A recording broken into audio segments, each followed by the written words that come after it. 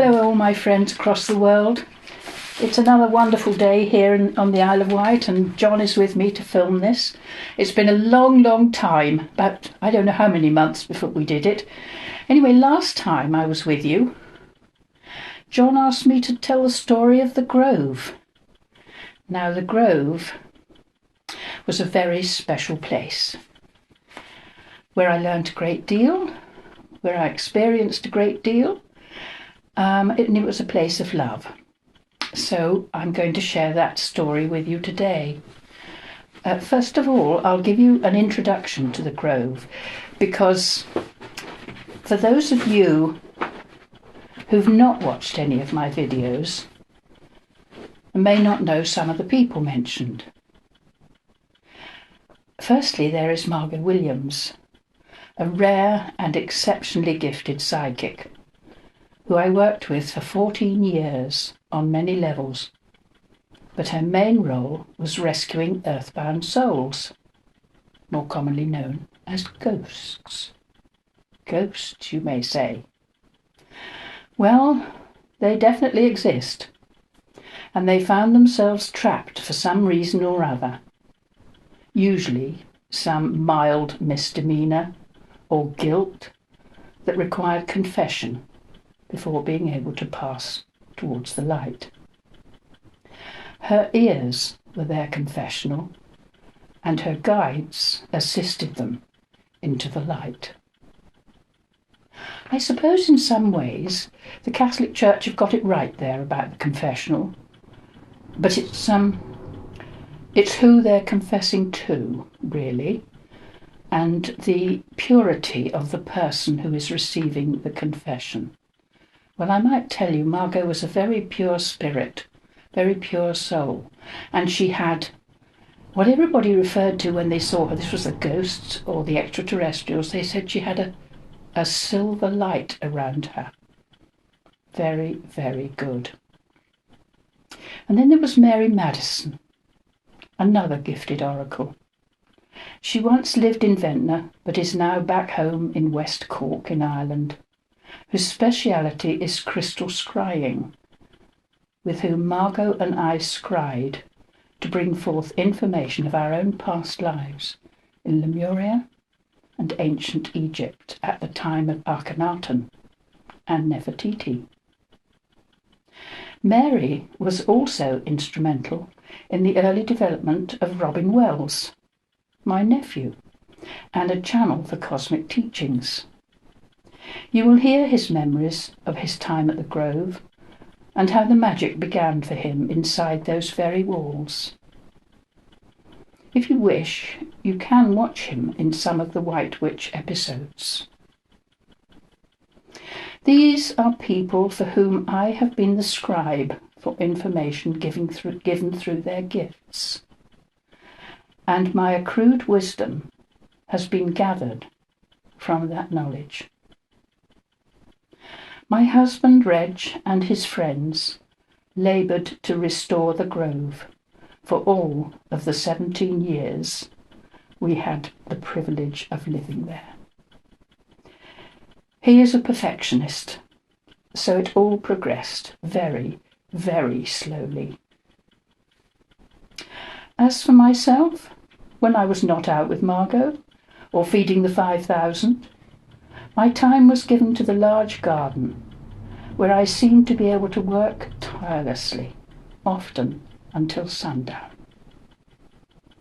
During the time we were there, the Grove was home to 45 happy souls who shared our lives. So that was my introduction to the Grove. Now, I have a picture here of the Grove when the day we bought it, and it was in a terrible, terrible state.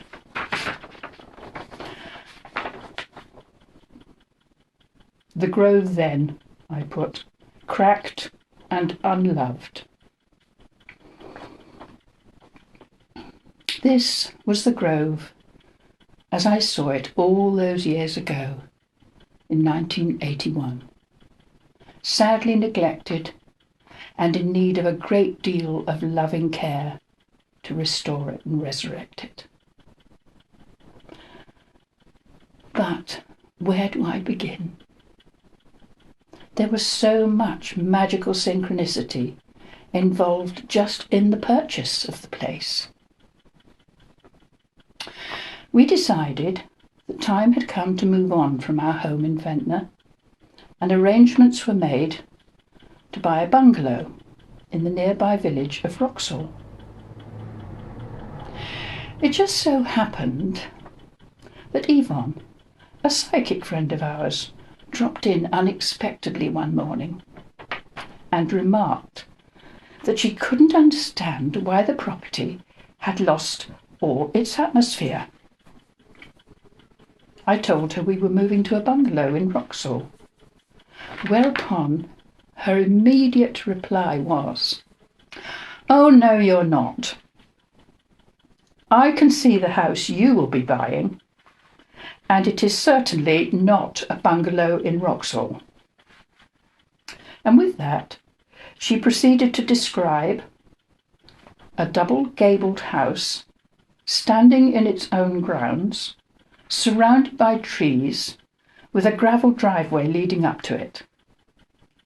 The paint was peeling off all the woodwork, and it was either empty or there was one old person living there.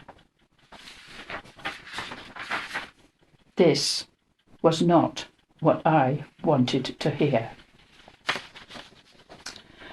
Reg and I had spent the last 9 years bringing our present property up to scratch, and I certainly did not wish to take on another in the same state.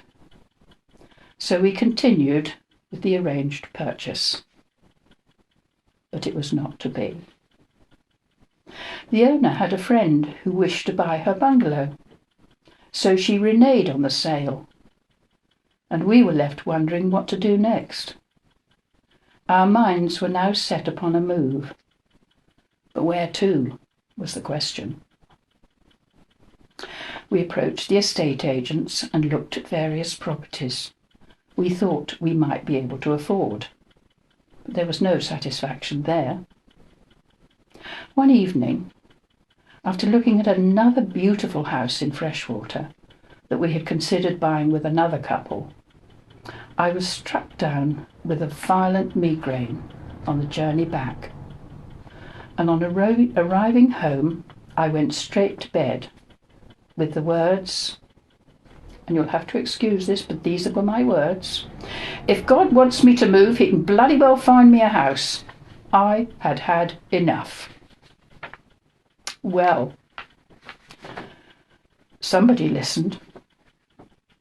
The following morning, with headache gone, I decided on a trip to Newport, our main town on the island. There were 2 ladies standing at the bus stop outside our shop, and on inquiring if either were going to Newport, one gratefully accepted a lift. We chatted on the way, and I spoke about my lack of success in finding a suitable property, having made the decision to move on. Doreen, for that was her name, suddenly said, "I know just the place for you. I wanted my husband to buy it, but he said there was too much work involved," and then proceeded to tell me of this house in Middle Ventnor, with 3/4 of an acre of garden, that belonged to a friend of theirs who had been trying to sell it. This all sounded very intriguing, but she wouldn't actually give me the address, saying she would speak with her friend first and give me a call around 5 o'clock that evening. Now, some years earlier, we had thought about moving and looked at Mulberry Cottage, a delightful Victorian cottage in Ventnor. I fell in love with the house and its small walled garden. But then there came a message from my guide, Francis Willard, through the hand of Margot. The cottage she likes is not necessarily the one she will have. We are not here to predict the future. A good guide feels deeply about this and only does it if necessary. We are not the essence of spiritual light, and any large house with quiet surroundings would suit her just as well. This was in 1979, and I gathered from the above message that cottages and small places were out of the question as far as those dreams were concerned. I had forgotten this when considering the bungalow. So, back to Doreen and this large house. On my return, I told Reg all about it, and that she would be ringing around 5 o'clock. He was sure we would not hear any more from this stranger. But the telephone did ring at the appointed time, and we learnt the name of the place and could contact the agent for a viewing the following day. This was the Grove in Grove Road. Neither of us knew where this house was, even though in our business we'd been called to many places in and around Ventnor. But I was not willing to wait to find out. So putting a lead on my little dog, Tibby, our little rescue, took off for a walk up the very steep road once known as Station Hill, but renamed Grove Road. Almost at the top, on the right-hand side, a 5-barred gate stood open at the entrance to a gravel drive with 2 properties on the left, but no sign of the house itself. I learnt later that these were built in what had once been the kitchen garden. Thinking they were occupied, and not wanting to be too inquisitive, I decided not to walk up the drive. And that is when I noticed a small lawn to the right at the top, where a palm tree grew, beneath which could be seen an old wrought iron garden seat and 3 large red and white fairy toadstools. I was transfixed. It was truly magical. Returning home, I discovered Reg had jumped in his car and also visited the Grove. And his first question to me was, "Did you see the fairy toadstools?" We had both recognised the magic. The next morning will stay in my memory forever. At 6 a.m, I was greeted by Reg with a cup of tea. Reg never got up before 9. The once and only time, I might add. And the words, "I've been up to the Grove and walked all round, and it looks like the Hammer House of Horrors and I'm going to buy it." Now, I know my husband very well, and once he sets his mind upon something, there is no changing it, no matter what. I let out a sigh, drank my tea, and considered the prospect of another 10 years living in a builder's yard. I knew any renovation would be carried out around me and whoever happened to be living there at the time. The agents opened at 9 o'clock, and Reg was on their doorstep with a request to view. But meanwhile, I was questioning the suitability of his decision.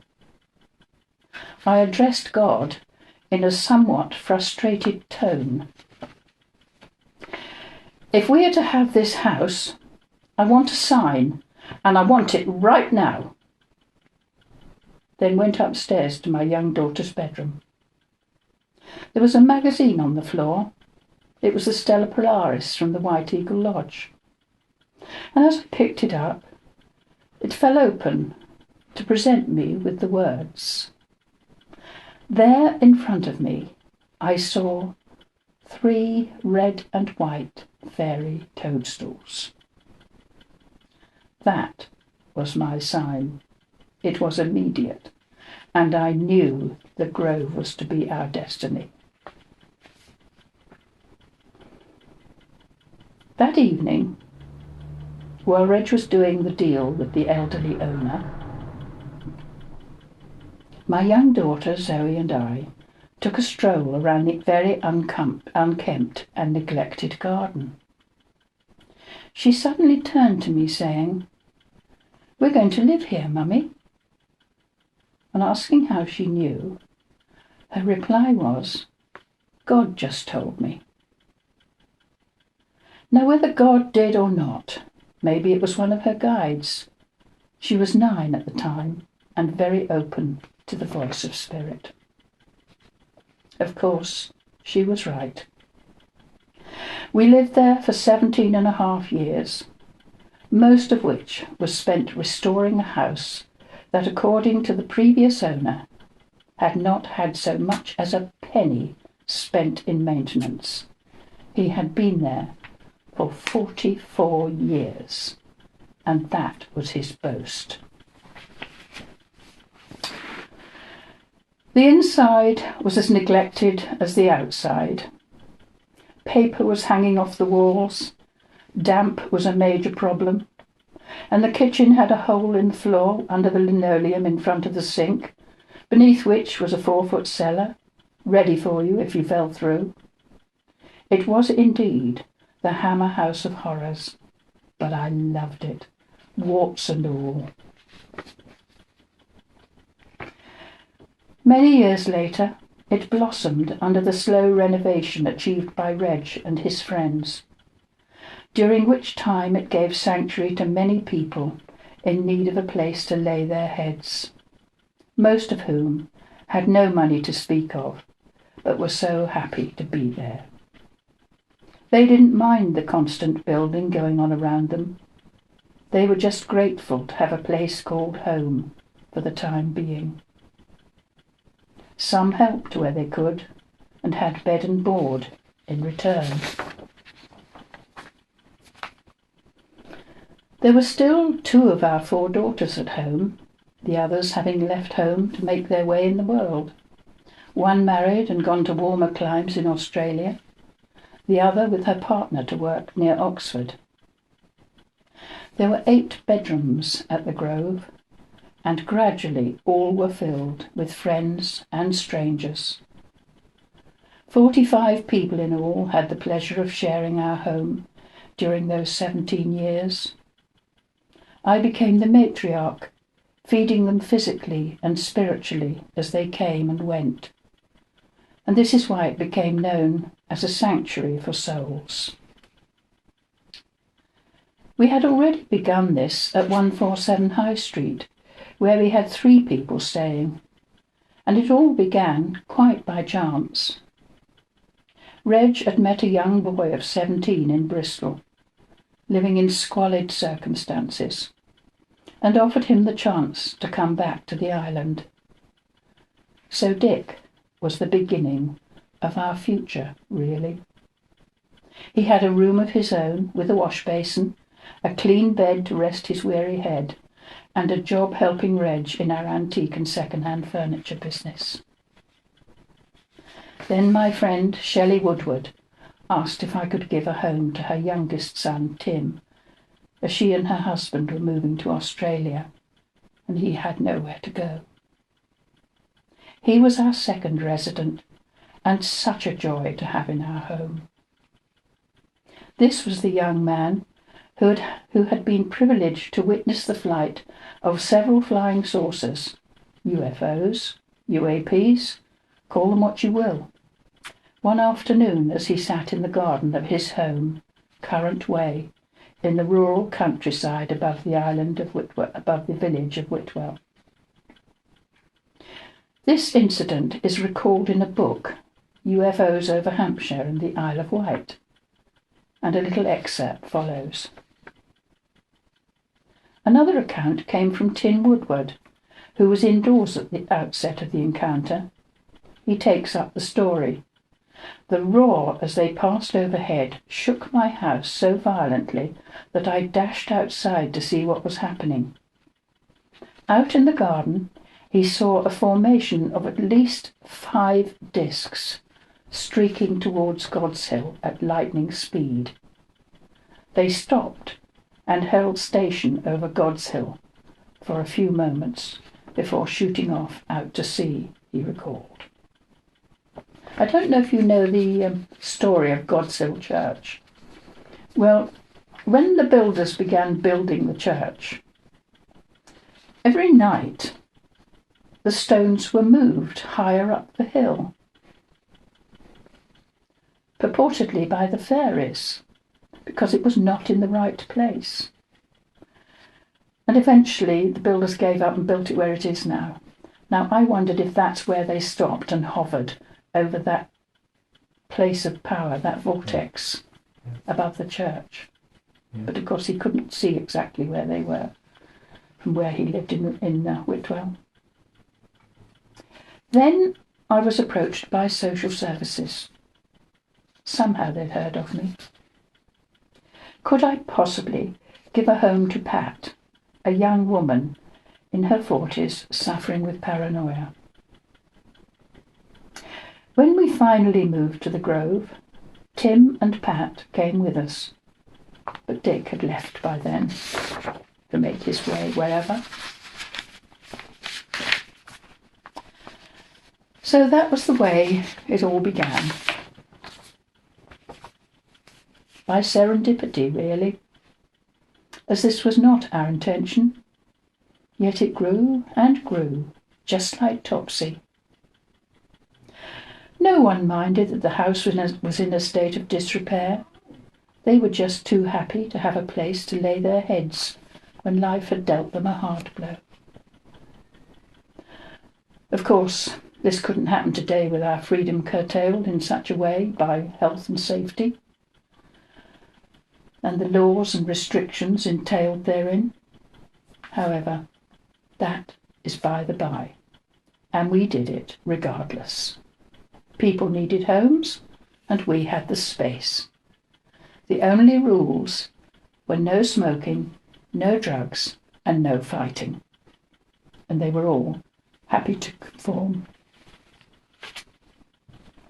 This was the Any Large House that my guide, Frances Willard, had foretold, and the house Yvonne had seen that day in her vision, exactly as she described.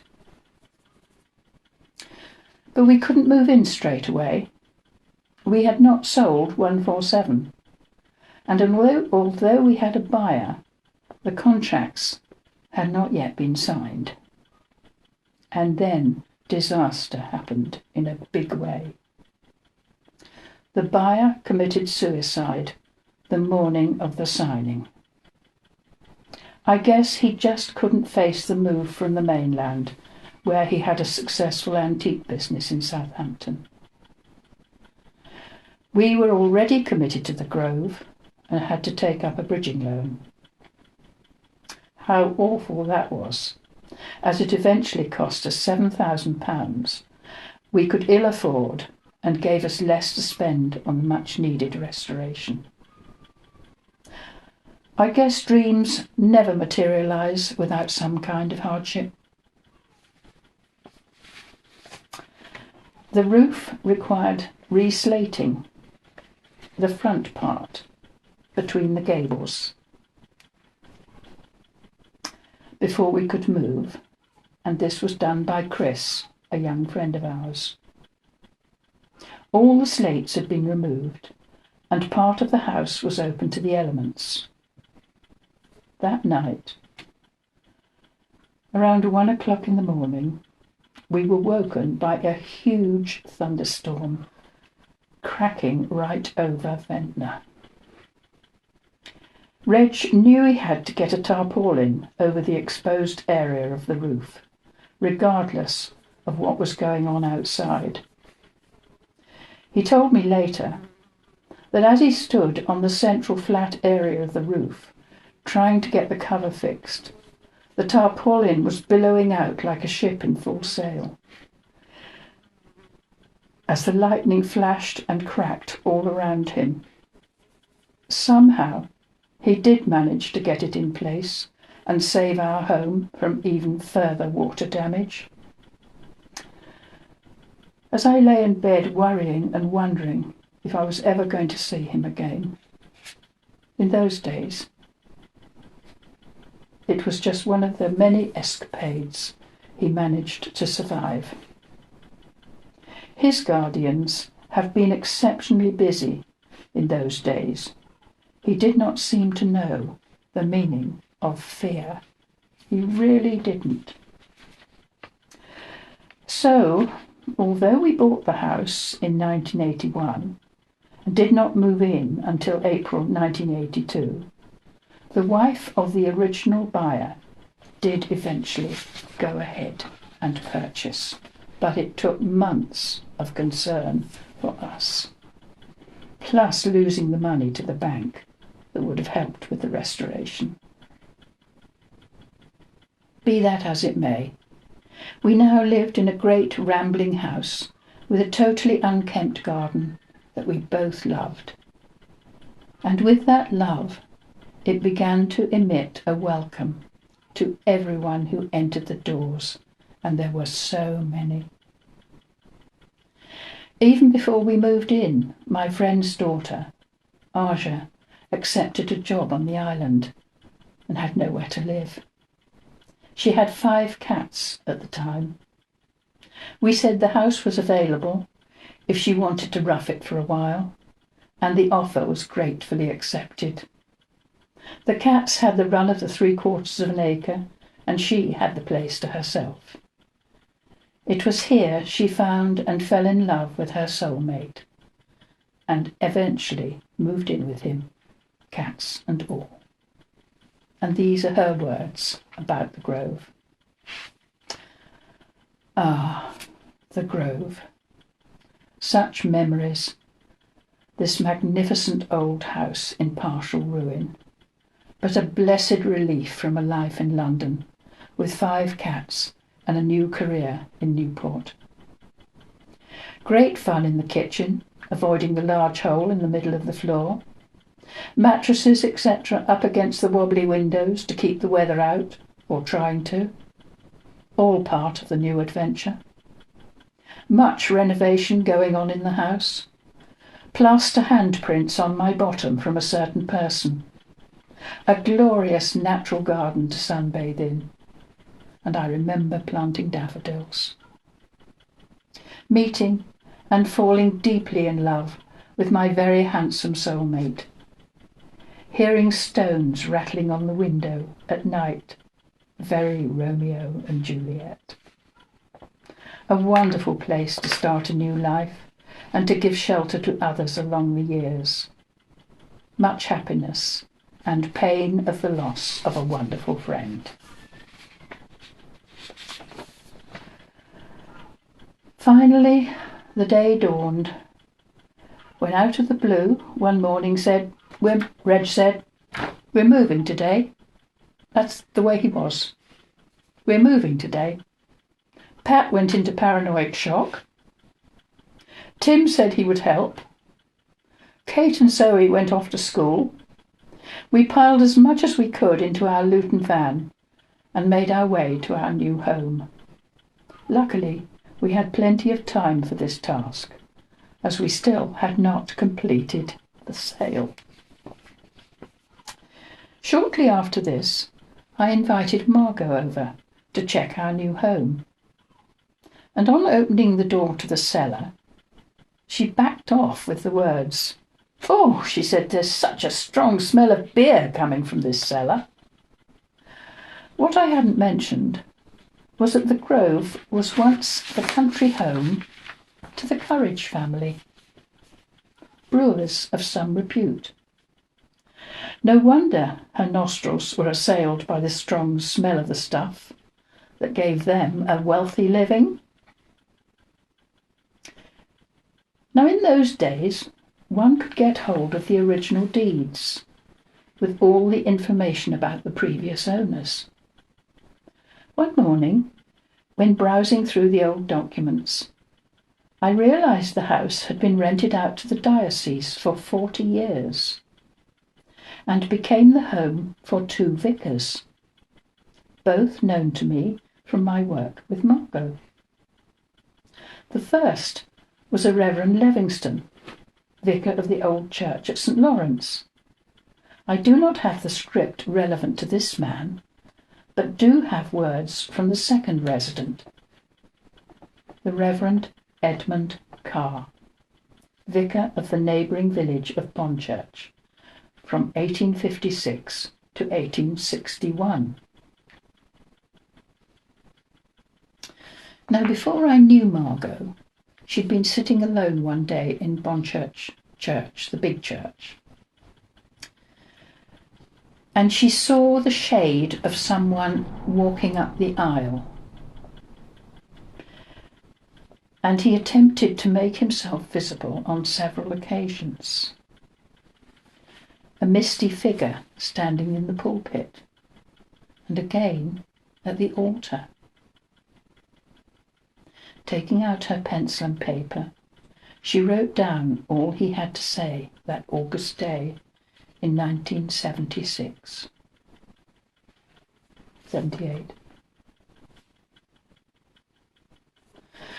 The power of the Lord is untold. I have prayed that one day I may preach again in the church I loved, to the people I loved. Now a voice from the past is heard in my church. Praise ye the Lord's name be praised. How many times did I preach to a congregation of wealthy and of humble souls? How many times did I pray my words would fall on fertile soil? Now, someone can write what I wish people to hear, but my small amount of time has run out. Come here to visit me soon. So again, many times I have walked around my church since I left my earthly life to dwell among the lights that are but the thoughts of millions of souls.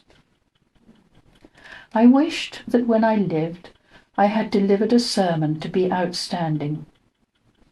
I have, in my spirit form, walked up the aisle to the altar. I have mounted the pulpit and stood by the lectern. Yet no one had seen me. No one had heard me. Now I have been heard and seen, and am thankful. The souls who were in my congregation were not much different to the temperament to the souls who are in the congregation now. Time is meaningless.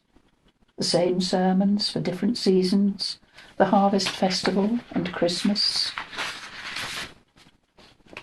The next time the one who writes attends this church, I shall preach the sermon I so often wished, but thought it would be incongruous if I had done so. And this is his sermon. And he began to preach by the seaside. Mark chapter 4, verse 1. And so shall I try to preach by the seaside. The sea, so powerful. I can see men trying to harness the sea as they would harness a horse. Therefore are men trying to harness God for their own will, and not by the will of God. I see the future, where men try and fail. The hand of the Lord is shown by destroying thousands by the all-powerful sea. And I thought of the tsunami as I read those words, years and years later.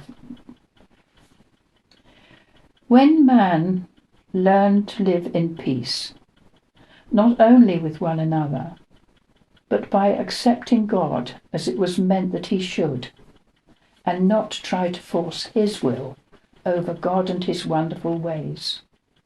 So will heaven reign on earth. Whether people live on earth now, or in the future, or in the past, the laws of the Almighty are the same, and for the highest to the lowest, the arrogant and the weak. So shall the laws be the same, so shall all be blessed. As the tide goes in and out, so do the lives of men, backwards and forwards, birth, death, and rebirth. The Almighty possesses the power that surpasses all. May these words fall on fertile soil, the minds of thinking men, not like the seeds that the sower sowed upon stony ground, the mind of the man who listens not, or the seeds scorched by the sun, the man who forgets that all that is told him. Therefore, I pray that man may think before he speaks, think before he invents, and think before he prays. May the blessing of the Lord be upon all who hear this which I am trying to preach.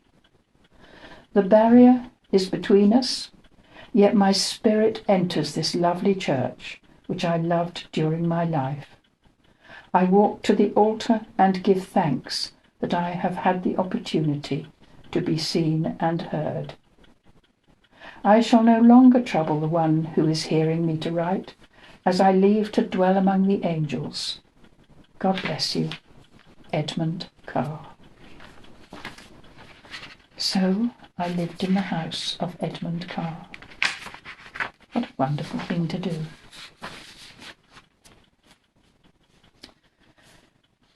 Some years later, as the restoration progressed, we moved the kitchen into what had once been the scullery and began restoring the room that had been used as the kitchen. On removing a false wall, we came across a doorway that once led into the sitting room. Surprisingly, the frame was still intact. We just needed a door. Then I remembered a cupboard in one of the attics upstairs. It had a door that was much too good for the servants' quarters. Maybe it was the door that once belonged in the frame. It fitted perfectly. What are the chances of it still being in the house after all those years? Not only that, but I learnt through Margot that this room we were creating as a study for me had once been the study of Edmund Carr, and the place where he had written so many of his sermons. On the afternoon of January the 6th, 1987, Margot and I were sitting in that same study, and her guide, John Powles, was answering questions. I asked if Edmund was ever around, and his reply was, "No, he has left all worldly things behind." I then inquired if any of the previous dwellers at the Grove came at all.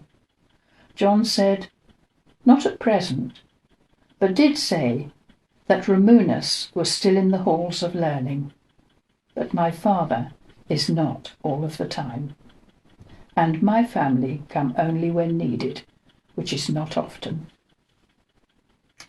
This was the room where Margot had many visions during the winter months when we had no earthbound souls to rescue, where angels and fairies made their presence known, where money was manifested in the drawer of my bonnet de jour, a beautiful gift from my Quaker friend Barbara. This room was my sacred space when needing to get away for a quiet time from all the hustle and bustle of creating a home for so many. So I thought you might like to hear some of the visions that Margot received in that study. This was on the 15th of the 11th, 1988. Margot saw the grove standing in a circle of silvery light, and upon entering the house, she encountered a being as tall as the ceiling, which was around 9 feet 6. It was very misty in appearance, but she was aware it was sweeping the hall carpet with a huge broom. Her attention was caught by the objects being swept so decisively towards the door. 6 tiny figures were rolling higgledy-piggledy before the broom, 2 of whom she recognized as girls who were presently residing at the grove. These 2 particular girls had caused a lot of stress within the home, and I gathered from this that it was definitely time they moved on, which they did shortly afterwards. Again her vision showed her the grove, once more in a silver circle, but this time it was my guide, Christopher, who appeared, holding a large sheet of paper divided by a line down the middle and another across the top. On one side at the top of the column was written "For," and on the other side, "Against." He said, "Carolyn and Reg must do this to see if they are to stay at the grove." A set of brass scales appeared, and she heard the words, "They must find the balance." I had been wondering if the time was coming for us to move on, hence the reason for the second vision. It was not, because it was 10 years later, almost to the day in 1998, before we actually left the grove. Now, on the 3rd of December 1988,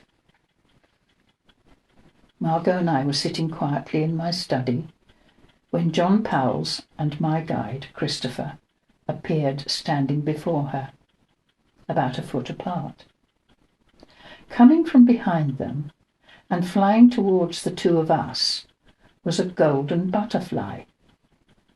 John and Christopher receded, and Mary Anning and another woman came and stood in their place, both wearing golden shawls. Mary said, "This is Francis." That was my guide, Francis Willard. Then they both said, "Have faith." We had long ago been told butterfly is the symbol of faith. Margot also received a message about the importance of dancing. It will open up your etheric bodies and help us both in our development. Also, make us both more graceful and poised. Margot and I danced together for many years. We actually took ourselves off to dancing classes and learnt it properly. And then we would dance sometimes 5 times a week and loved every minute of it. So there we are, we were told about our dancing. The golden butterfly continued in Margot's visions prior to Christmas, getting larger with each experience. And on Thursday, December the 22nd, I received a great gift from my Quaker friend Barbara, a cheque for £3,000. Totally unexpected, but very welcome, as our financial situation was precarious, to say the least. This was the meaning behind the golden shawls, a sign of protection, and the golden butterfly. Have faith you will be protected, and your needs will always be met.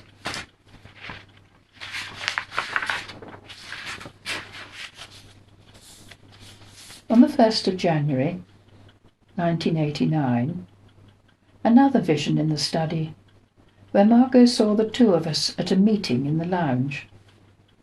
Angels appeared at each corner of the ceiling, facing the centre, painted as in the Sistine Chapel, but they were moving. There were quite a number of people sitting in the room, but their faces were shadowy and indistinct, apart from one that could have belonged to someone we knew. The vision was repeated on another occasion, but this time a voice was heard coming from one of the angels to say, "Over 45. We took this to mean that the age group for our meetings must be over 45. Now, those meetings referred to talks that Margot gave at the Grove, where we would invite people, and reincarnation evenings, where people would come, and Mary Anning, Margot's guide, would give people their past lives. Give them one at a time, and they would come back for more. And they were very exciting evenings. Taught a great deal in those days. Anyway, on the 1st of March 1999, Margot found herself standing halfway down Grove Road, looking skywards, where she could see what she said was a huge, brilliant star. I have my doubts about the star bit. It may have been a UFO. However, two beams were streaming towards Earth from this star, one to the Grove and the other to Lucerne, her own home in Kent Road, just over the road there. Angels were descending down these beams of light, and she could hear the words that appeared to be coming from them. Have faith. So many times these same words have been uttered. And on the 22nd of March, Margot could see the two of us in a large field somewhere along the military road by the Downs. A crystal path suddenly appeared, and we were both walking along it, trying to pick up the crystals, but quite unable to do so. Eventually, Margot managed to pick up a very small one that gave off brilliant emerald green rays as she held it in her hand. The following day, on the 23rd, we had to drive along the military road as far as Brook to rescue Lily, who had used a man for his money. He gave her a tiny crystal tortoise covered with small green stones that she threw away in contempt and drove off, leaving him standing in the rain. He was asthmatic, and this brought on an attack from which he never recovered. Was this connected with yesterday's vision? Indeed, how could it not be? A crystal tortoise with like little emerald sparkles on it, crystals. Of course, there have been many more wonderful experiences with Margot at the Grove, and here I spoke about the meetings referred to were incarnation evenings, when we invited interested people to join us if they wished to know of their past lives. Mary Anning was the guide who assisted her with this. One particular person was given so much information about a past life that he was able to discover who he was, where he lived and died, and visited his grave among the war graves in France. This was Peter Munt Davis. I have read from his book, Butterflies in a Snowstorm, in an earlier storytelling. So much proof in there of past lives, if one is searching for that. Now, these are people who lived and died at the Grove. Not long after we moved into the Grove, My father-in-law had a fall and was taken to hospital in Bristol. He'd had a stroke some time earlier, and Mother could no longer cope, so he came to live with us. It just so happened, by magic of course, that Jim Maloney, a friend of ours who was a nurse, needed somewhere to live. So the suggestion was made that if he would help us with Dad, he could have room and board for free. What serendipity that was. The first thing he did was take him off all medication, and the change in the man was very noticeable. Although he couldn't speak, he was much more active, and we were so grateful to Jim for helping to care for him. Father went on to live for another 4.5 years. Jim was quite a character. He was Irish, by the way. We all knew when he had a date, as he would come down to dinner with his favourite purple shirt on, whereupon much teasing and laughter would begin, all in kindly jest. Sadly, he didn't make old bones, as he passed with a heart attack on November the 7th, 1989, at 7 in the morning. But Margot saw his smiling face in a circle of golden light around noon that same day. Jim was only 46, but he left a happy legacy with us all. Ramunus was a beautiful young man who fell in love with my daughter Sarah, and although their relationship came to nothing, he was loved by all the family, especially our young daughter Zoe. One day he came asking if there was a spare room, and we were only too pleased to give him a home. His mother had died when he was 17, and he became the son we never had, and a big brother for Zoe, and her hero. In June 1985, he died in a tragic accident down a well we discovered outside in the backyard. I was working with Margot during the tragedy and received great consolation from Spirit, both from Ramunus himself and Francis Bamford, a long-dead vicar of Newchurch, who had been in communication with us for some time. 3 days after the accident, on June the 6th, 1985, Margot suggested we went to Newchurch to see Francis and whether he had any consolation to offer.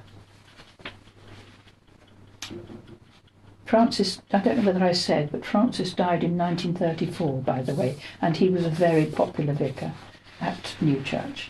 And he was also the East Dean,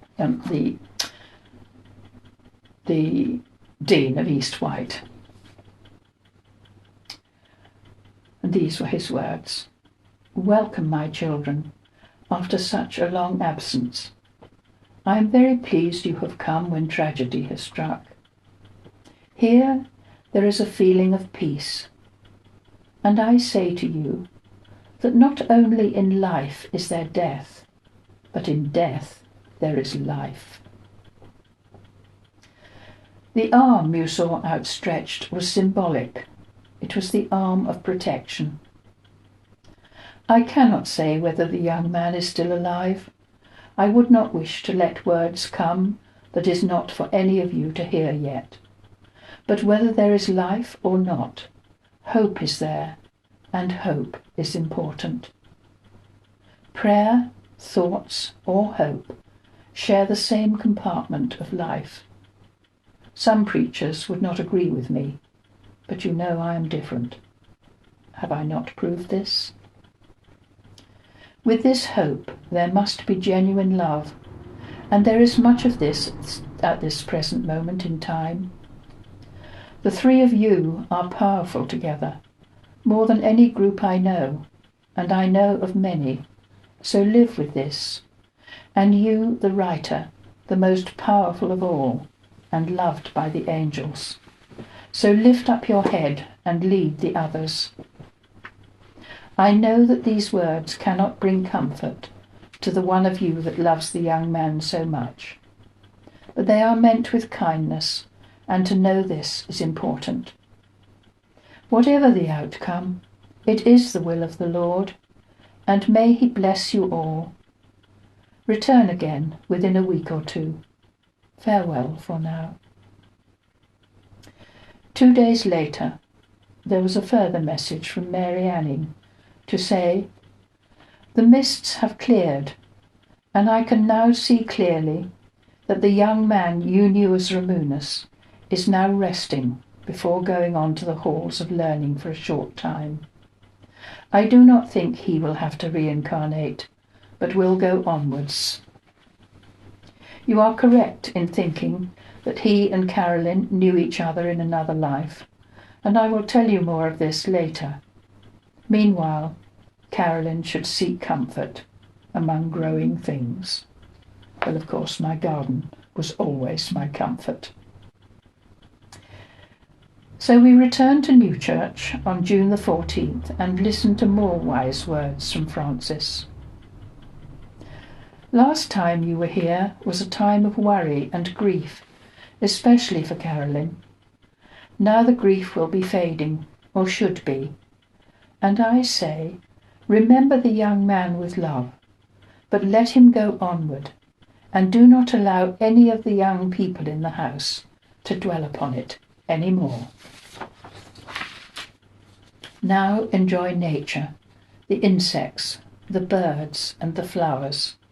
This is important to you all, the things of God and not of man. Farewell, my dear children, and God bless you all." One morning, some months later, Margot was going upstairs and glanced up to see Ramunus standing on the landing above, dressed in his pale corduroy trousers and cream jumper, and surrounded by a beautiful light. He said, "I have got over the shock of my death and have met my mother. Please go and tell Carolyn and Reg that I love them." And with these words, he disappeared. Margot immediately made her way to the grove to give us this message, and tears of gratitude were shed by us all. But this was not the only time he appeared to Margot. It was April the 22nd, almost a year later. I had given her a basket of golden chrysanthemums as a small gesture of appreciation for the helpful and reassuring messages she had received during this time of sadness. They were a great comfort to me and my family. The flowers continued to bloom for a long while, but eventually their flowering came to an end. But rather than discard them altogether, Margot planted them in her small garden. The basket remained empty, but still in her room, and in her mind it was always thought of as Ramunus's basket. Recently she had been given a gift of a pot of azaleas and decided to put them in the basket. One morning, just after this, she had moved the plant and turned away to dust her room. When on turning back, she saw Ramunus standing by the side of his basket. It seemed a little misty around him, but he was smiling and appeared happy. No word was spoken, but he was pointing with one hand to something he held in the other, that on closer inspection appeared to be a length of dirty iron or metal about 3 feet long. Margot managed to say, "Ramunus," in her amazement, whereupon he slowly vanished. She did not understand why he was showing her this, but the significance was very clear to me immediately. He was holding the iron stake that he threw down the well on that fateful afternoon on June the 3rd, the previous year, and the reason for its collapse. She made her way to our home to tell us of this apparition, and we were able to explain exactly what he was holding. It was the metal stake he had thrown down the well when he descended for the second time and was the cause of his death, for he poked around the bottom of the well to see if there was any water, but that action destabilized the stonework and collapsed the well on top of him. Zoe has seen him many times in her dream state, and did have occasion to ask him not to come quite so often, as it was interfering with her life. There were many others who sought sanctuary at the Grove, Andy being one of them. Reg was taking the dogs for a walk one morning and met Andy, someone he vaguely knew, who had spent the night sleeping under Ventnor Pier. Now long gone. But it gave him shelter that summer. Inquiring if he had eaten, and on receiving a negative reply, he said, "Well, you'd better come home with me and Carolyn will give you breakfast." The house was full at the time, so there was no room at the inn. However, we did have a tent, and it was summer, so we offered a space in the garden, which he gratefully accepted. And maybe there would be room later. I gathered that Andy had a miserable childhood with no love, most of it spent in a children's home. He stayed with us for 6 months before moving on. It was perhaps a couple of years later a phone call came out of the blue. It was Andy.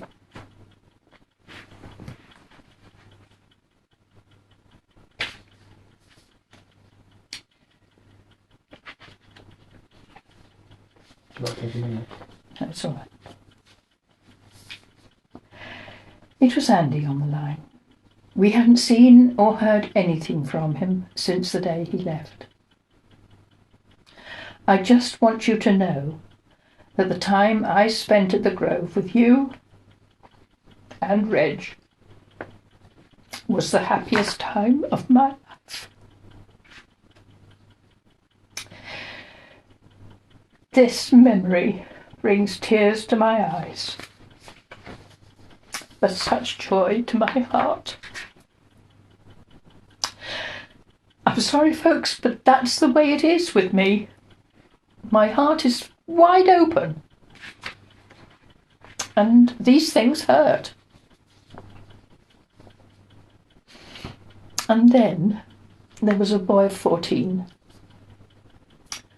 who ran away from his abusive stepfather to find his mother. This was Pat, paranoid Pat, who was still with us. She had one of the rooms in the attic. I couldn't turn him away, so he slept on a mattress in his mother's room in the attic. So much trauma had already occurred in this young life. He needed some kind of stability and kindness for a while. This was Kelvin, the bane of my daughter's life. He was a good-looking young lad, but knew everything, as they do at that age. So there was a little animosity between them. He knew I had an interest in UFOs, and one evening came home to tell me he had seen a huge one out to sea beyond the pier. The children all laughed, and we smiled, as he was inclined to exaggerate, and left it at that.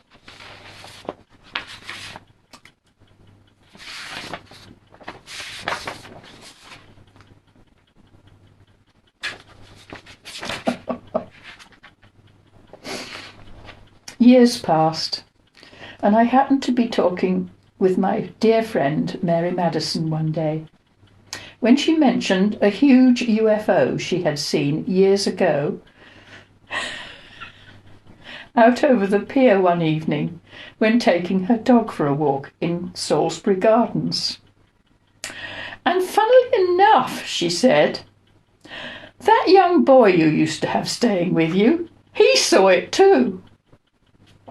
So much for crying wolf once too often. He really had seen the UFO. 40 or more years passed. And one day I was walking along Pier Street recently in Ventnor, when a voice from across the street said, "Hello, Carolyn." "Who's that?" I said, as all I could see was someone in a black helmet, black glasses and black gear. "It's Kelvin," came back the voice as he walked across the road, removing his helmet and glasses to hug me tightly and whisper in my ear, "You changed my life."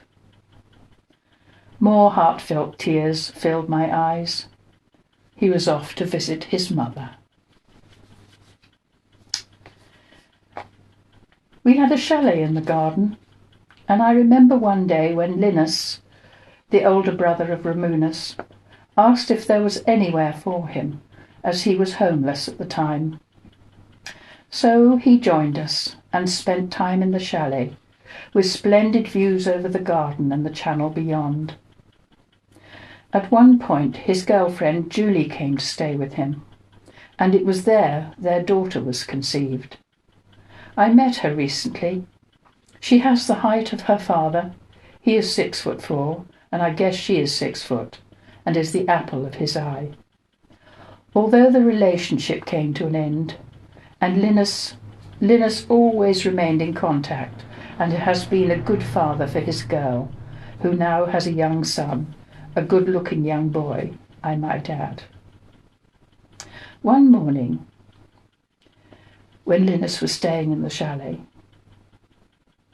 he told me that during the night Julie and he awoke, and they had both witnessed 2 very tall angels standing beside the Luton van in the drive. Were they the guardians of the grove, I wonder?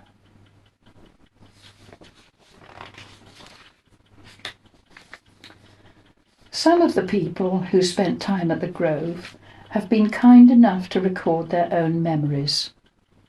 Just a few words from their point of view. My lovely niece Rebecca and sister to Robin often came to join us on the island. These are her words.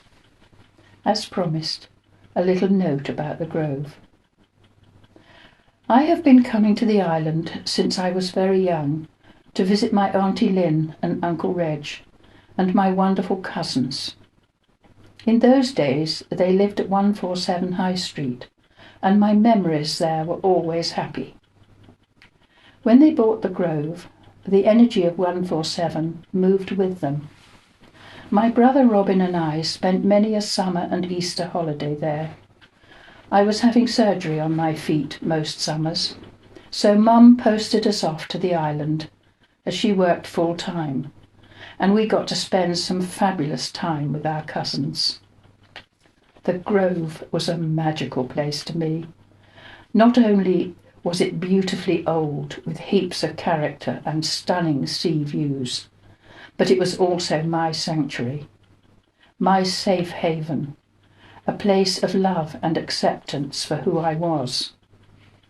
As I walked through the front door, the home wrapped itself around me with a warm embrace. Even now, thinking about it, I can smell the Grove, feel its energy, see its rooms, and hear the sounds. I smile, and a feeling of unconditional love fills me. I never knew when I arrived who would be there, as the Grove was a home for so many like me who needed stability, love, connection, support, guidance, care, kindness, laughter, and so much more. This, in essence, was created by the love of my beautiful aunt and uncle. Words cannot define what it really felt like, but having a hug with my auntie will give you a measure of it. Carolyn and Reg worked hard on restoring the grove with little income. However, they always managed, and at times I know it was really tough. I remember the home was always filled with people. Some popped in for a coffee and a cake, others came with their guitars and sang. Some brought mystical and spiritual experiences which always fascinated me. I loved it all and felt a strong natural affinity to the spiritual world and wanted to know more. I was certainly in the right place. I met many interesting people and forever friends through my times visiting and living at the Grove, and I know it holds a special place in their hearts as much as it does in mine. The love of the Grove lives on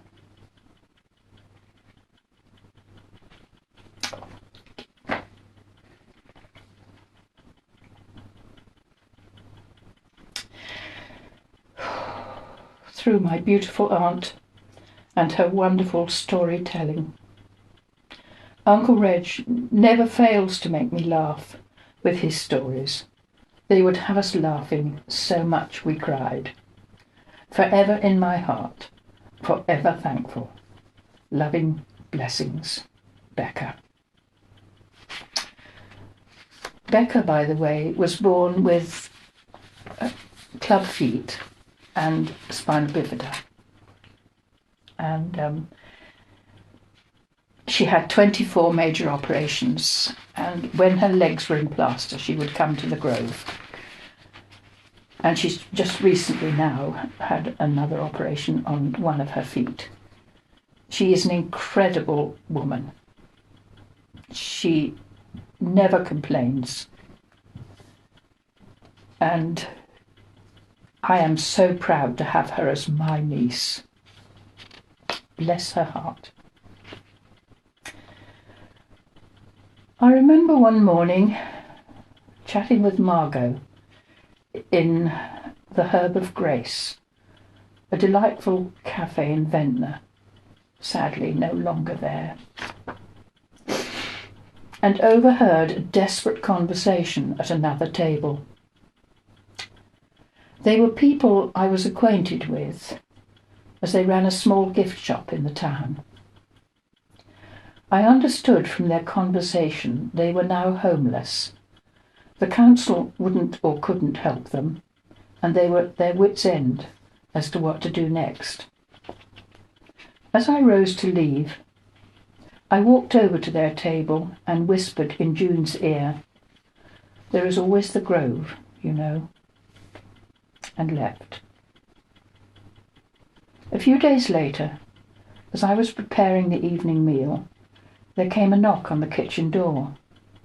It was one of those stable doors that open halfway, and opening the top, I found June standing there with her husband, Bert.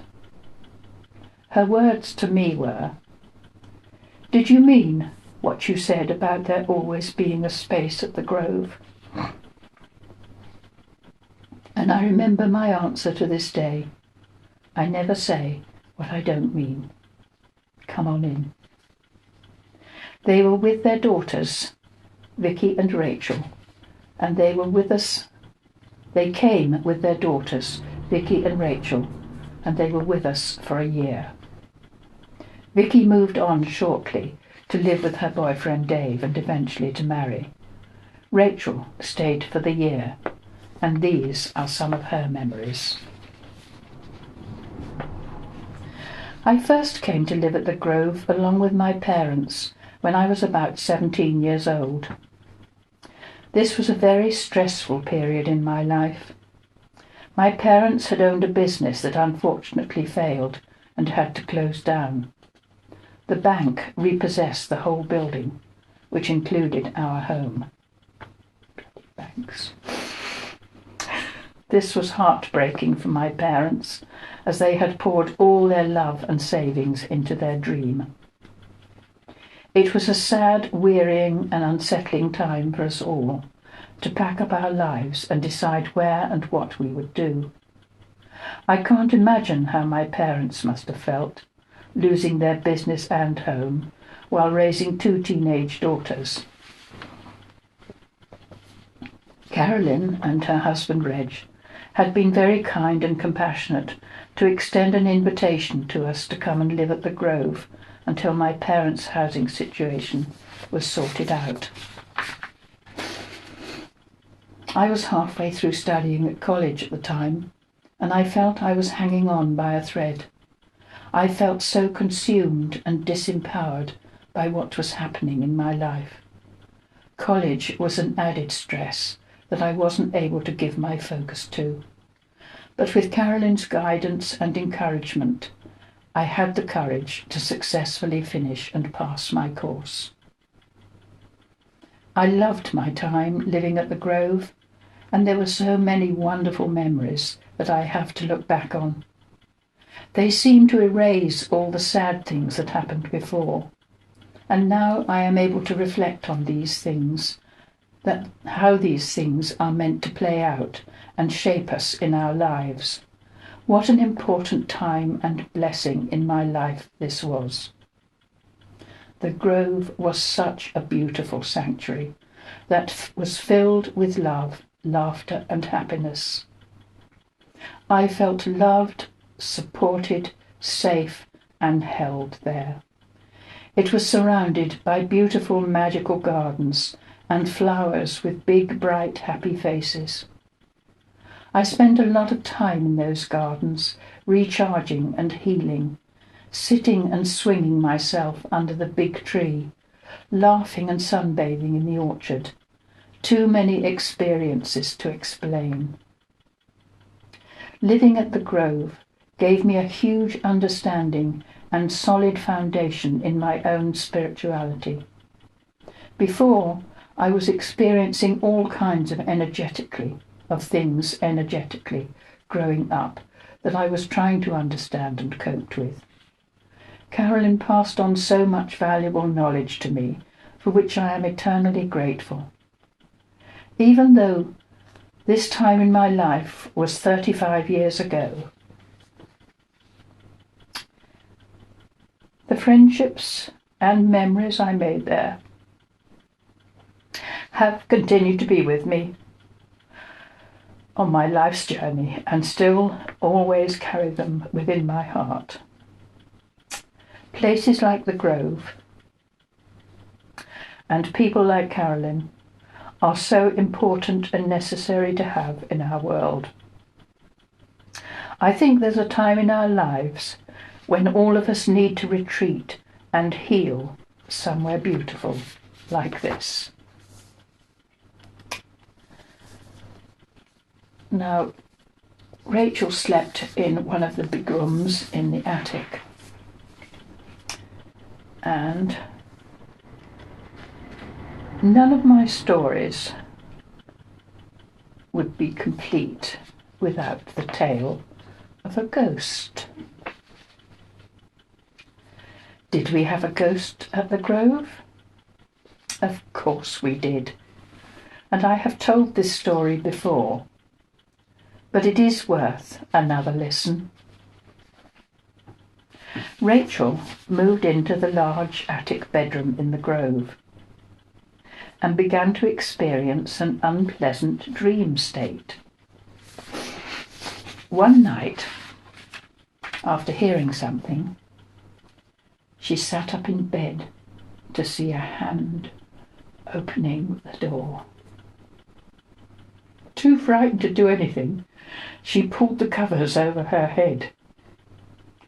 She dreamed that the eyeless doll sitting on the other bed in the room, staring at her with terrible, lifeless eyes, and then saw the doll's arms laying on the floor beyond the door in the hall.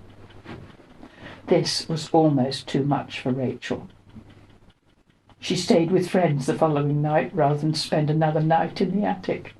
This doll was about that big. It was a big china Victorian doll with a round, beautiful china face.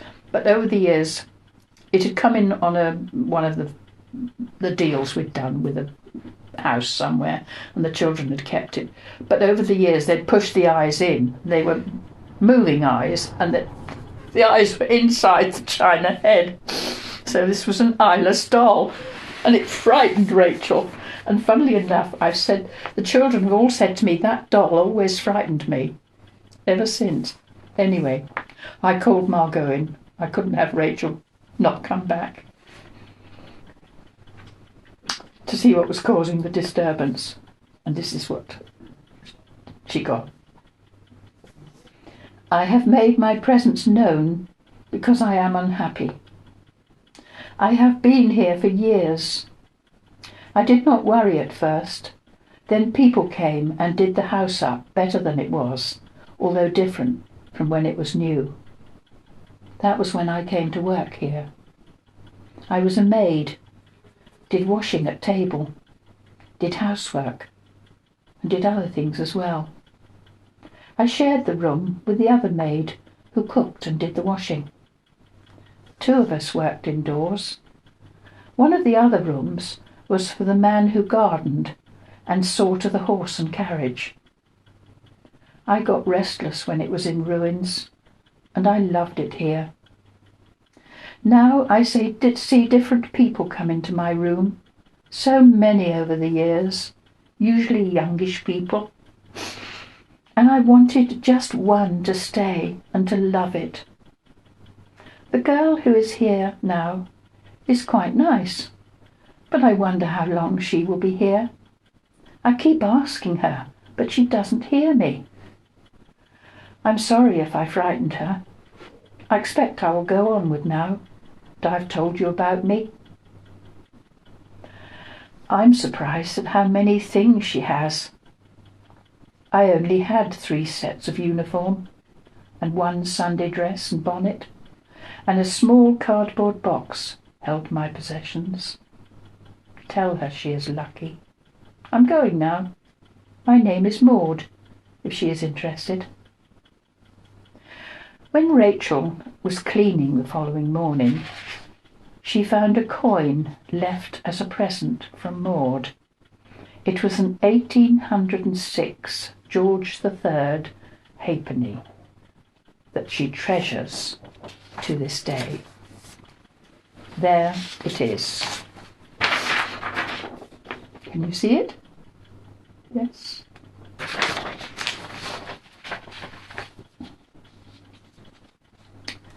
And this one is a little different. Many people had experienced something strange about room 3 at the Grove, so I asked Margot to spend some time there, and while in the room she witnessed a scene enacted. A young girl of about 16 entered the room. Her face was bruised all down one side, and she threw herself on the bed crying. A woman enters. She wears a dress with leg of mutton sleeves, and she crosses to the girl and hits her again. The girl is so unhappy. Mary Anning spoke, and Margot wrote, "The scene you just saw was not earthbound, just memories which linger. The girl was very unhappy, and the woman too strict, as they were in those days. Memories will fade. Always keep sweet-smelling petals in here and a living plant. That may help the memories fade quicker. And any smell which is really due to old drawers will go." That's chest of drawers. We had Victorian chest of drawers in there. So there were no more unpleasant feelings in the Grove. People came for a while and moved on when circumstances were right, and Reg and I gradually pulled the house together. It actually took us nearly all of the 17 years we were there. Me in the garden and he in the house. He somehow acquired a Merry-tiller rotavator that came with a small trailer and thought it would be good to drive around the garden to collect all the rubbish. Slight snag. The garden was on 2 levels, as they are mostly in hilly Ventnor, and there were about 6 or 7 steps on the east side leading to the lower garden. No good for the machine, so he set about digging out the steps. Zoe happened to be with him at the time, and as he threw the earth to one side, her sharp young eyes espied a coin in the mud. She picked it up to find it was an Elizabethan shilling, in good shape considering its age. It was silver, 1600 and something. I guess it was meant for her, as her second name is Elizabeth. It is no longer perfectly round, as I gather small pieces of silver were cut off in payment for some transaction. Apparently they used to do that in those days. Well, there is Zoe's coin. Can you see that in the camera?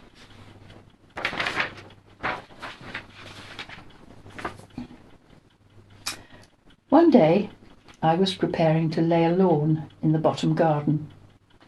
It was one of those hot summer mornings, and the preparation was hard and arduous, as I was sifting the earth that was full of small stones.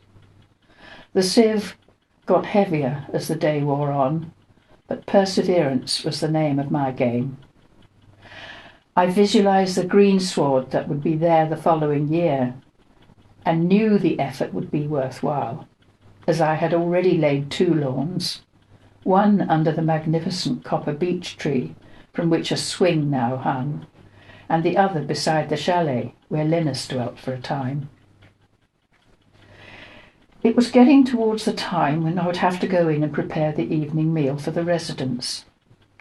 By now I had been sifting all day and my arms were aching, but I said to myself, just one more, and trowelled the stony dirt into the sieve. As I sifted through the last lot, a glimpse of gold caught my eye. It was a gold wedding ring. I slipped it on my finger. It fitted perfectly. What a gift from the Grove. But then the thought crossed my mind, what if this ring had belonged to someone who had an unhappy marriage? And it brought more unhappiness to me. I slipped it off, went indoors to show Reg, and said I would get Margot to hold it to see if she could pick up anything from the ring. She came up the following day and I gave her the ring to hold. And as she looked into the circle of the ring, a lady appeared in front of her, with dark hair piled up on top like they used to wear it in those days. Apparently she was very happily married and devastated when she lost her wedding ring. Although she searched and searched again, it was to no avail, but she was very glad it had now been found. Well, there is the wedding ring.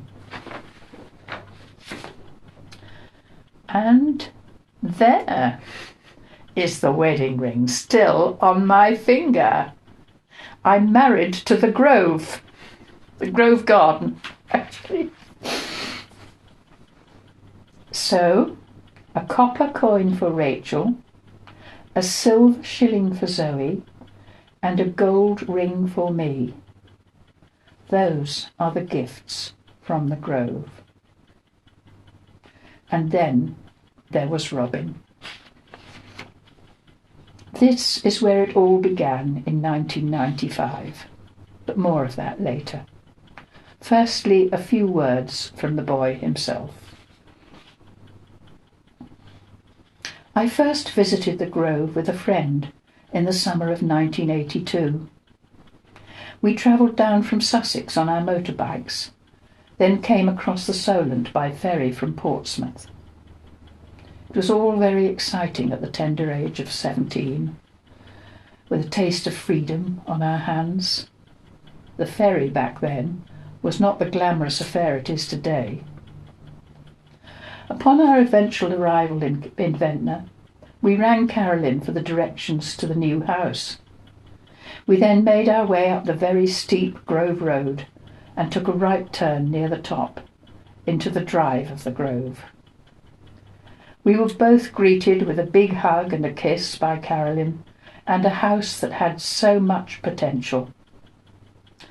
The Grove had the wow factor, with its amazing views and interesting architecture, but looked very run down and in need of some serious upgrades. Reg and Carolyn had already made a home amongst the cracked walls and ceilings, but there was always plenty of room for visitors if they didn't mind holes in the floor and the odd missing stair tread on their way between rooms. The main bathroom had a rolled top bath that you could literally swim in if there was enough water. Reg, who was very handy with the building trade, tackled most of the jobs with huge enthusiasm and limited funds over the years. But as Carolyn often mentioned, our needs are always met, but not our greeds. It was a money pit, but it was to serve a huge purpose for so many visitors. Carolyn is my godmother and a great friend, and my visits to the Grove continued as often as I could. I always felt part of the Grove family when visiting, and loved the warmth and fun to be had within its walls. The house became a safe place for many waifs and strays, and this made for a busy life in the kitchen for Carolyn. Her loves are her family, her spiritual work, the garden, and anyone else that visited her. All were well fed, both physically and spiritually. And if there was a quiet moment, she would open her folder and share some intriguing stories of far-off land and off-world engagements. These stories always captivated me, and still do. My memories are long and varied, but ultimately the Grove gave me the safe place I needed, as well as unbiased spiritual guidance. Carolyn could often be found in the kitchen producing huge bowls of coleslaw to feed a table of hungry people with amazing blends of goodness and love, all seemingly out of fresh air and goodwill. Many people were healed and did not know it, whilst being gifted treasures when staying at the Grove. Its fresh air, location and heart helped all these truths to come to life. My lasting memory would be the spiritual gatherings and evenings of joy with the likes of Margot Williams, Mary Madison, and my mentor friend Ken Baker. We had laughs, tears, joy, and mindful experience in the Grove years, and an open heart would be nourished by the spirit of the house and the kind folk who graced its walls. All I have to say is thank you to Reg and Carolyn for looking after me for the last 50 years, and to the Grove I thank her secret wonder.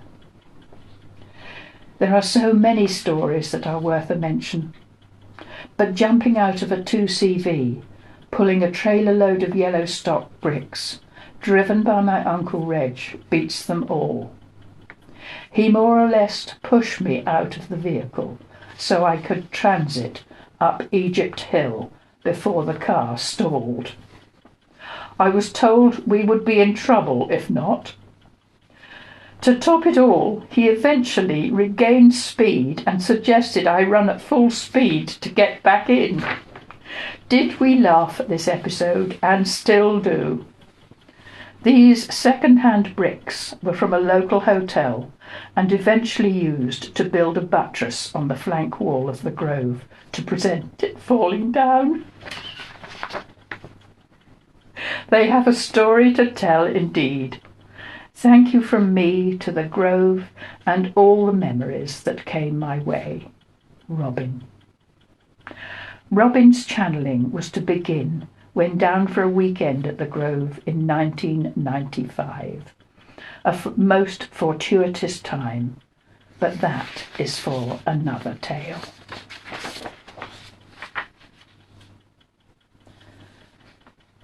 As I lay awake one night recently, I was reminded there was one other person I had missed from this story, and that involves my mother-in-law, Gwendolyn Morgan, who spent her last days at the Grove. Mother came to the Grove in the last year of her life. She was a gentle soul whose life had not been easy, and she told me this story. In her early 20s, she had a recurring dream where she was visited by a young man whose face was indelibly impressed in her memory. This occurred over and over again until one day she was walking in Gloucester, where she lived all her life, when she saw a young man coming towards her. It was the man of her dreams. As he stepped closer and closer, they both paused to look into each other's eyes. A second of recognition. Then the moment was gone and they walked on. On her first visit to the island with her other son, John Morgan, they drove through the New Forest, and she could not understand why it was all so familiar to her, because she had never been there before. On mentioning this to Margot, she said, "Well, we'd better get to the bottom of this." And so we did. It had to be other times and other lives, and indeed it was. It was the 11th of May, 1993, when Mary Anning joined Margot to share her words of explanation for this extraordinary encounter. And she is giving my mother-in-law her past life. She was born in 1807 in the New Forest. Her father had a small farm, and her mother had worked as a servant in a large house. They had met and fallen in love. There were 7 children, and Gwendolyn Morgan was next to the eldest. But of course she wasn't Gwendolyn Morgan in those days. Then there was a sister that came after, but she died less than 1 year old. A brother died at 5, so there were 5 left. She had quite a happy open-air childhood, not much money for toys, made her own games and helped her mother, who taught her to cook and sew. She didn't go to school, but her brother did, and he taught her to write and add up. She was a very bright child, and at 12 was sent to the big house where her mother had worked. She became a scullery maid. The hours were long and the work hard, but she was always singing and happy. There was plenty of time off, and she slept at home with 2 days off a week. By the time she was 14, she became a housemaid and was very happy. There were quite a number of servants, and she made friends. When she was 16, there was a Christmas servants' ball for the servants at the surrounding when she was 16, there was a Christmas servants' ball for all the servants of the surrounding large houses, and she looked forward to this. A young, very good-looking footman from an even bigger house paid her attention, and arrangements were made for her to see him again. They used to meet on their days off, and at 19 they were married. He was promoted to butler, and they had a very small cottage in the grounds of a very large house, and were very happy. She left work and kept house and tended the garden, kept chickens, so there was plenty to occupy her. Their first child was born 14 months later. A girl. Another girl followed shortly after. There were 4 daughters, and her husband wished for a son. The 5th was a boy, after which she was ill for some time and did not recover so quickly from the birth. Had a local woman in for a month to look after the children. They loved each other very much and remained faithful to each other. They went to the local town to market, and by 30 she had her own horse and trap. It was really only a cart, but fetched provisions in this and became fairly self-sufficient. Her daughters all married local men. Her son joined the army and only saw him occasionally. There were 8 grandchildren, and she was a very good grandmother. Her husband died 3 years prior to her own death at 85, a good age. She died of a fever that one of the children had been ill with.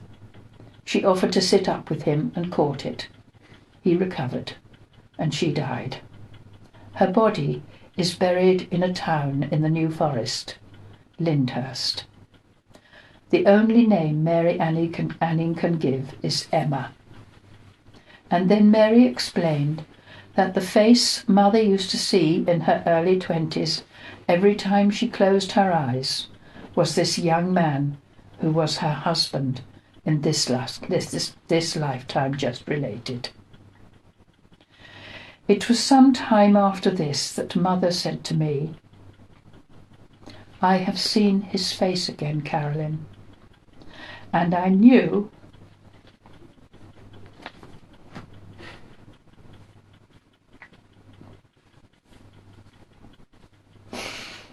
it would not be long before they were together again, and it would be this young man who would be there to greet her when she passed, her true love." That is almost the end of my story, but there is the grove today. Can you see it? Yeah. No longer a sanctuary, but sadly back to being a holiday home for a very wealthy family.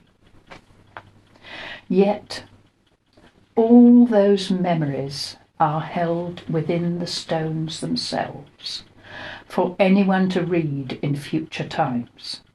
Those who, like Margot, can read the past and bring it into the present.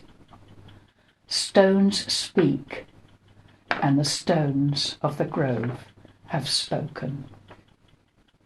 That is the end of my story. I hope you've all enjoyed it. There will be another one. What on, I cannot say.